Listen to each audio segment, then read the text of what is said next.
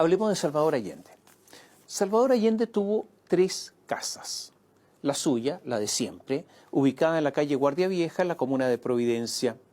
Pero cuando asumió la presidencia, Allende hizo que el Estado comprara, adquiriera una casa que es la que ocupó durante sus años de gobierno, que estaba ubicada en la calle Tomás Moro, en Las Condes.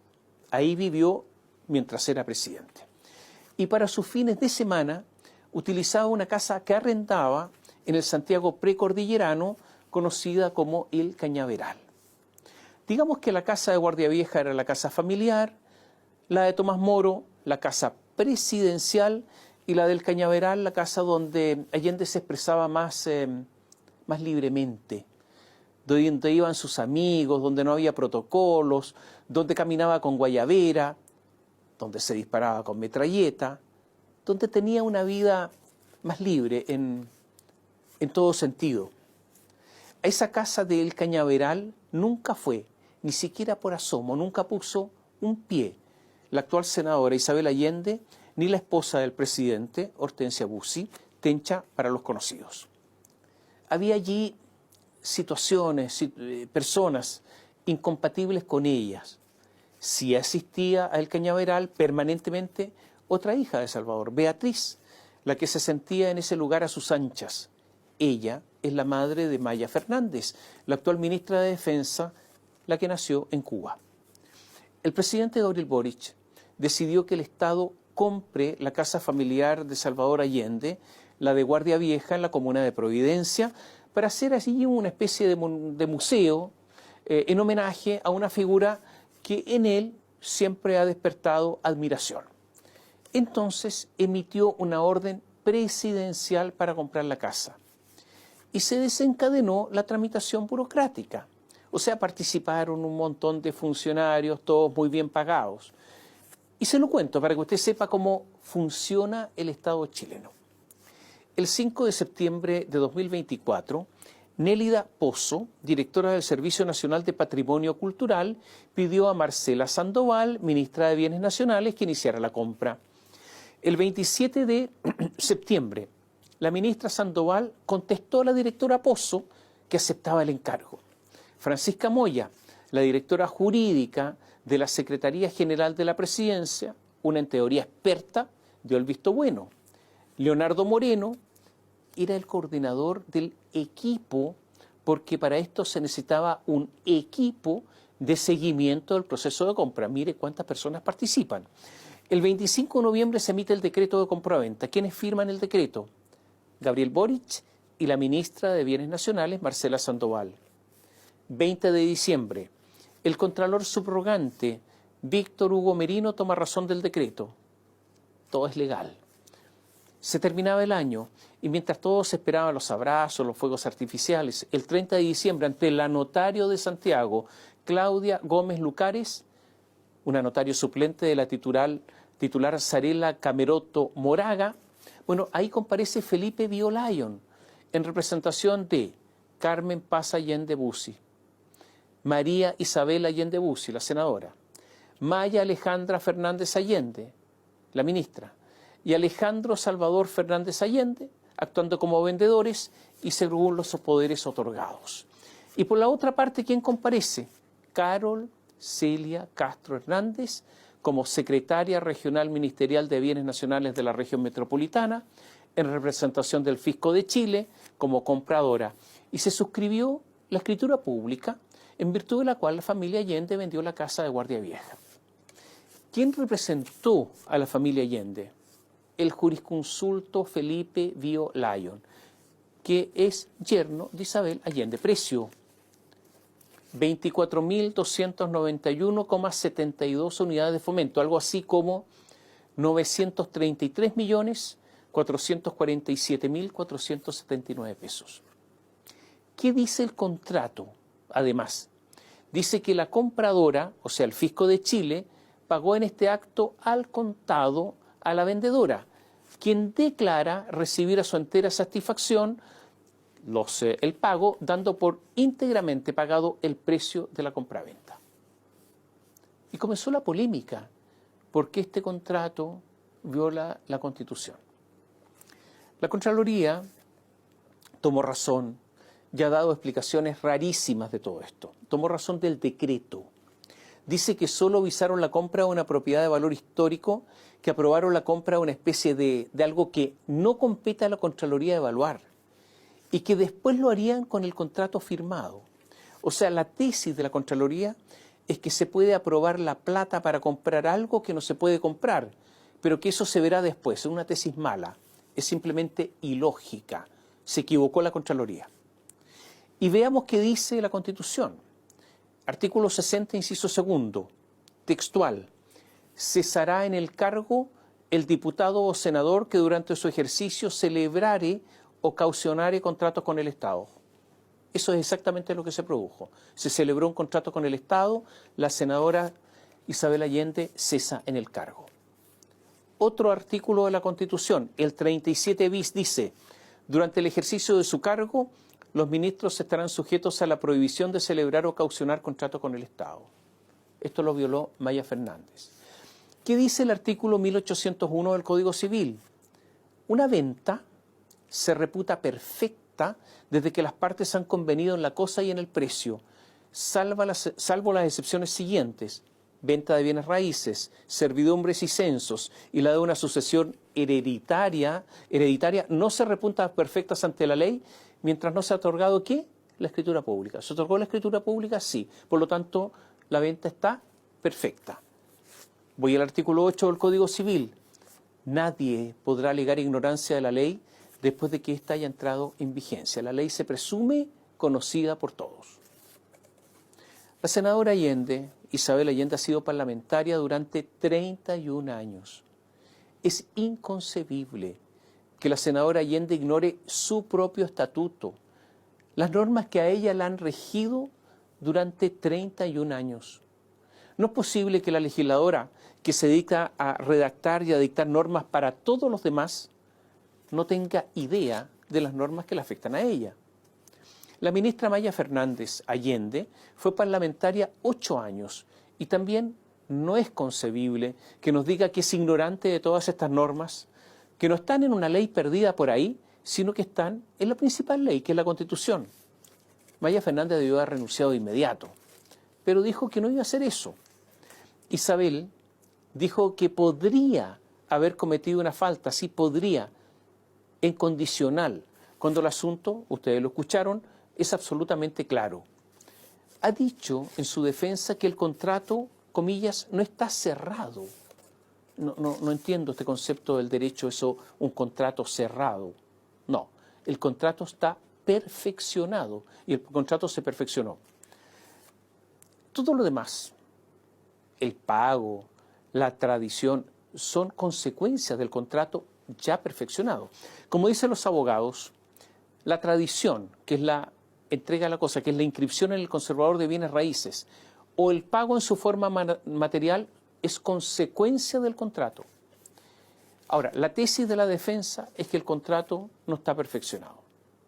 Ahora, si alguien sostuviera eso en un examen de grado en una universidad seria, lo mandan a sentar reprobado.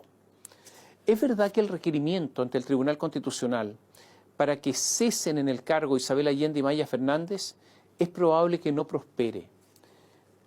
Ocurre que durante mucho tiempo Gabriel Boric y su gente dijeron que el Tribunal Constitucional se había convertido en una tercera cámara política y no en un tribunal, porque la mayoría de los jueces eran afines a un sector político. ¿Qué hizo Gabriel Boric ya convertido en presidente? Se encargó de nombrar jueces para ahora él tener mayoría. Esta es la catadura moral de quienes nos gobiernan. O sea, criticar las faltas de otros para después cometer la misma falta si es que esto los beneficia. Y por eso ya no se habla de tercera cámara política, como lo decían tanto, porque ahora tienen mayoría ahí.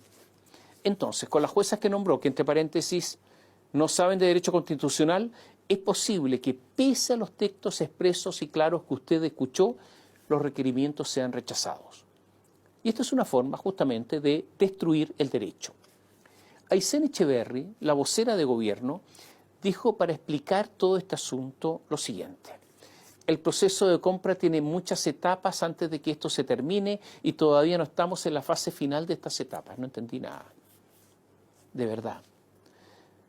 Anda perdida la pobre. Aysén. Pocas horas después, el gobierno decía que la compra se echaba para atrás. En derecho hay un adagio que señala que las cosas se deshacen de la misma manera que se hacen. Entonces lo que hay que celebrar es una nueva escritura para resiliar el contrato, para deshacerlo, lo que demuestra que el contrato existe. Más adelante, Aysén Echeverry, la vocera, dijo, escuche bien, dijo así, es textual, ¿eh? La estructura de propiedad tiene un peso en los distintos momentos. La Contraloría tomó razón, pero el momento de hacer la adquisición era necesario hacer otra evaluación. ¿Lo entendió? ¿La estructura de propiedad? Yo no la entendí, no la entiendo hasta ahora. En este momento, o en ese momento, no se había informado que el contrato estaba firmado, porque lo tenían oculto. Cuando se supo que el contrato se había firmado, Aysén Echeverry, la vocera, dijo, no surtió ningún efecto, porque no hay transferencia de recursos, no había inscripciones de ninguna naturaleza. Naturalmente que, como ya les expliqué, el contrato existe y los otros son consecuencias del contrato. Marcela Sandoval, la ministra de Bienes Nacionales, amiga de Gabriel Boric, no aguantó la presión y tuvo que abandonar su cargo. El Partido Socialista veía mancillarse la figura de Allende, pero el documento, visando la compra, tiene cerca de 6 a 8 moscas, como se dice en la jerga burocrática. Un socialista enojado dijo que era un documento mosqueado, sucio. ¿Pero qué son las moscas? Son medias firmas de funcionarios otorgando su visto bueno, previa revisión de ellos. Todos esos funcionarios debieran irse todos. Debieran irse todos porque ellos visaron la legalidad de todo esto. Pero la verdad es que no hay piso para eso y siguen trabajando.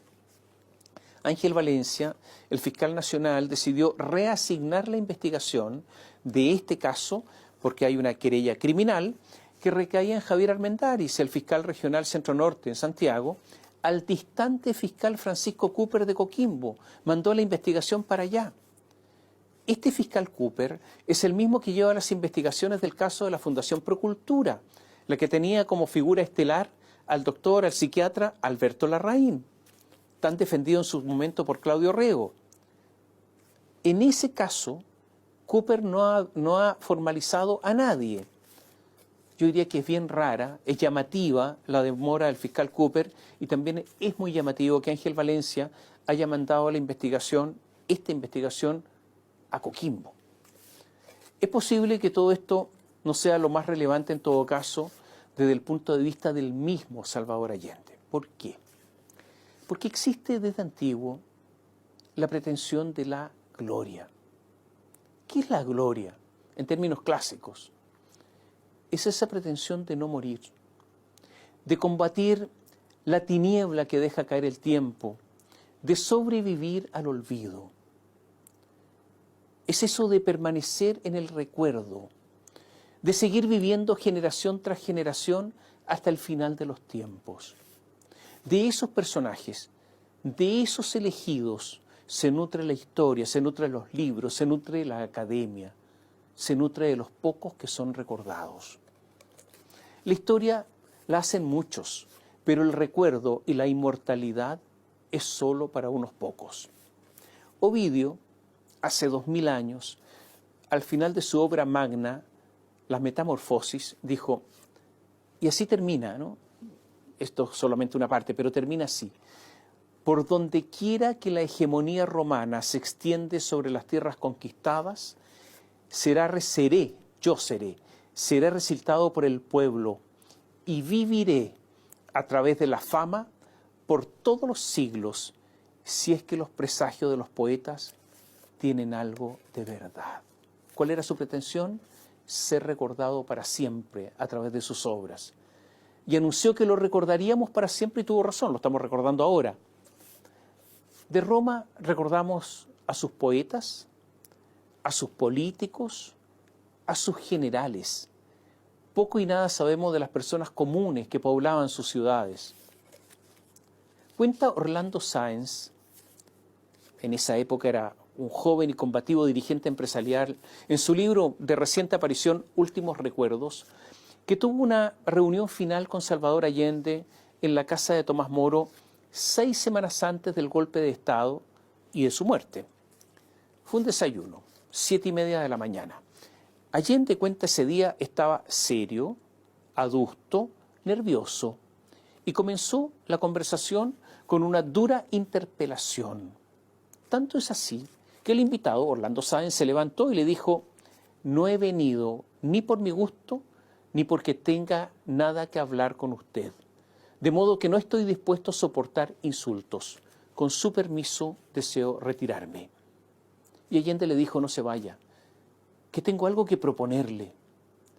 Le dijo que pretendían devolver empresas tomadas y que se quedarían solo con algunas. Pero la reunión terminó mal. Allende lo acusó de acudir a subterfugios en su respuesta. No me venga usted con evasivas estúpidas, le dijo a Sáenz. Y Sáenz le dijo que si algo he aprendido en política en estos años terribles es que no se hacen acuerdos con derrotados y usted está derrotado. Y cuenta, me miró con una furia contenida y encaminándose a la puerta dijo: entonces no tenemos nada más que hablar. Pero a diferencia de otras veces que se habían reunido en Tomás Moro y que lo despedía en la puerta de la casa, esta vez lo acompañó hasta la puerta de la reja.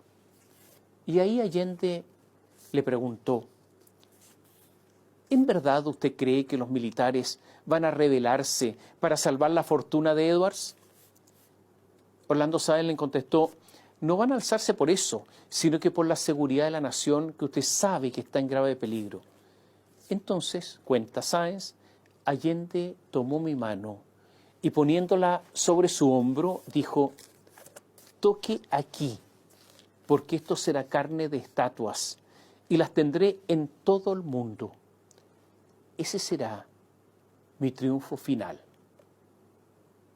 ¿Qué quería Allende? La inmortalidad. ¿Qué quería? Ser recordado para siempre. ¿Qué quería? Que hubiese estatuas de él en todo el mundo. Y tuvo hasta ahora razón, porque lo logró.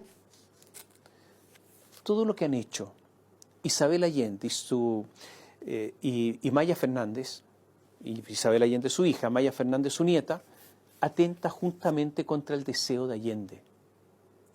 ¿Por qué no regalaron la casa al Estado, una casa heredada, para contribuir limpiamente al deseo de Allende? ¿Qué es eso de vender la tasación de mercado como en el más profundo modelo neoliberal que ellas prometieron, según entiendo, enterrar? ¿O ese modelo es válido para cuidar su propio bolsillo sin que les importe Salvador, como le llaman? El perito tasador judicial, Demetrio Benito Olas, en declaraciones en el Mercurio, dijo que la casa está, de acuerdo a las actuales condiciones de mercado, en el valor máximo técnico, la están vendiendo lo más caro posible. Añadió que si hubiese existido un espíritu filantrópico, lo obvio es que primero se haga la declaratoria de conservación histórica como monumento y después, si es que la quieren vender a una venta, la venta tendría que haber sido hecha a un precio mucho menor. En su primera citación a declarar como imputadas, Isabel y Maya decidieron guardar silencio. Están en su derecho, pero es mala señal porque si son inocentes, ¿para qué guardar silencio? Lo que ha ocurrido con la actitud de Isabel Allende y Maya Fernández, más allá de torpemente argumentar que no se ha perfeccionado el contrato de compraventa o que son ignorantes o que hacen de la inadvertencia una forma de vida, lo que ha ocurrido es que no contribuyen a lo que Salvador Allende quiso, ser carne de estatua. Eso no se logra con el mercantilismo y con la ganancia chica, la ganancia miserable. Y me parece que debió ocurrir lo mismo con la casa de Patricio Aylwin. Si deseaban que fuera monumento, debieron donarla. Yo creo que todavía están a tiempo y así reparar en lo que puede ser un error grande.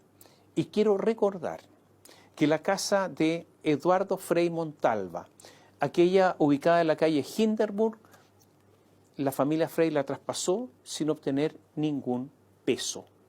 absolutamente nada. Una casa en la que estuvo la reina Isabel de Inglaterra cuando visitó Chile.